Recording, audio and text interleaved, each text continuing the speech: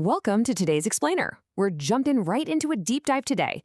We'll be looking at a highly structured ancient theological framework to unpack a massive cosmic era known as the fourth eon.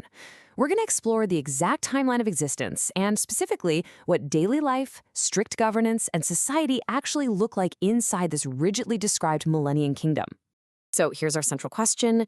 What actually happens when human government just ends? According to the source material, our current era of human rule doesn't just slowly fade away into the sunset. No, it comes to a complete cataclysmic halt. So what does the world really look like when human politics is replaced entirely by a divine monarchy? Okay, let's dive into this. Here's our roadmap for today's framework. Locating the fourth eon, the Millennium Kingdom arrives, rulers and the ruled, the final rebellion, and finally, the transition to the fifth eon. All right, part 1, locating the fourth eon. To really understand this theology, you kind of have to look at what's called the divine calendar. It maps out these periods called Eonian times. The texts outline 5 distinct eons. But here's the crucial part. They aren't just arbitrary blocks of history.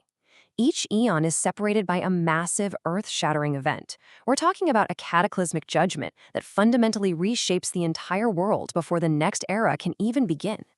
To put things into perspective, this framework places our current reality right in the third eon, the era of human government. But it's prophesied to end in a massive cataclysm known as the Day of Indignation. And that exact boundary line, that is what clears the stage for the fourth eon, the Millennium Kingdom.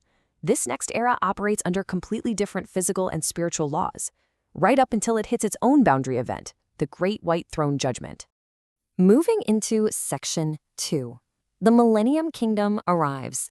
Now, the duration of this fourth eon is hyper-specific. The texts lay out a literal 1,000-year reign on Earth. Unlike previous eras where the exact timeline is sort of shrouded in historical debate, the fourth eon is defined by this strict, uncompromising 1,000-year clock. It's an era of incredible restoration for sure, but it comes with a definitive expiration date. So how exactly is a 1,000-year society governed? Well, the entire basis of government is rewritten into what the texts call a Melchizedek rule. Today, we're super used to the separation of church and state, right? But in the fourth eon, they are completely united. Christ reigns not just as a political king, but simultaneously as a priest upon his throne. It's a total revolution in how the governing and the governed actually interact. Which brings us to Section 3, Rulers and the Rules. Society in this fourth eon is starkly divided. There is a very rigid distinction between the ruling class and the subjugated class. The rulers consist of Christ, a specific group of 144,000 administrators, the 12 apostles, and the entire nation of Israel, operating as a royal priesthood. And on the flip side, you have the nations, basically the rest of the surviving world population who are now ruled over by this priestly kingdom. Now, you might be wondering, how is it decided who ends up where? Well, the texts point to a really vivid judgment scene, often placed in the geographical or symbolic valley of Jehoshaphat.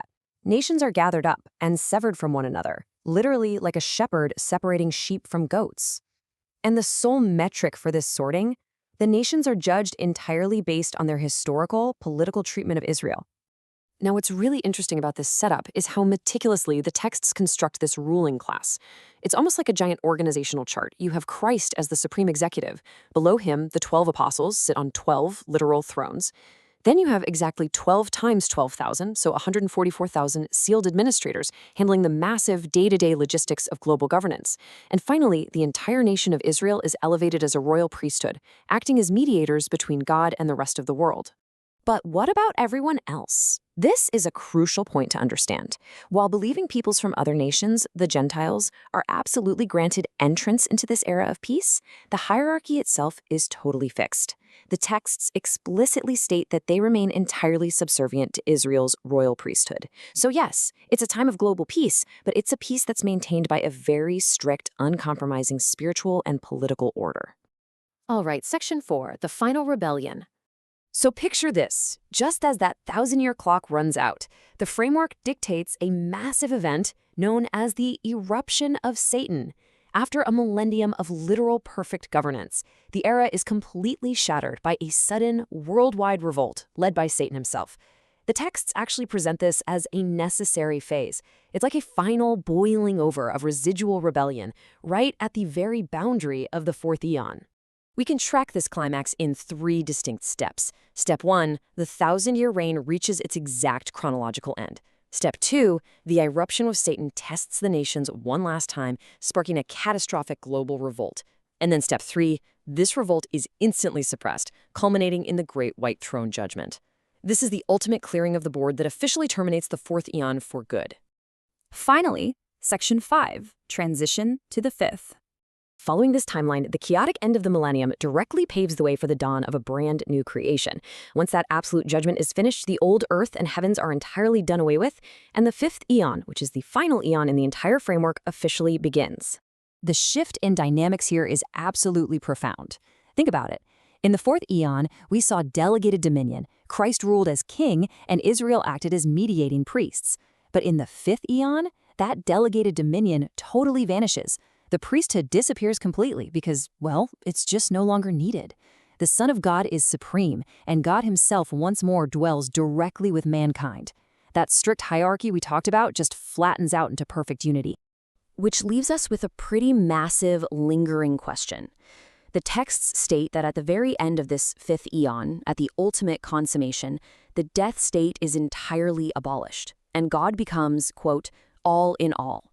When every single hierarchy, every priesthood, and every delegated authority is completely dissolved into perfect divine unity, what does that reality actually look like? It's an incredible endpoint to a massive cosmic framework. Thanks so much for joining me on today's Explainer. I'll catch you next time.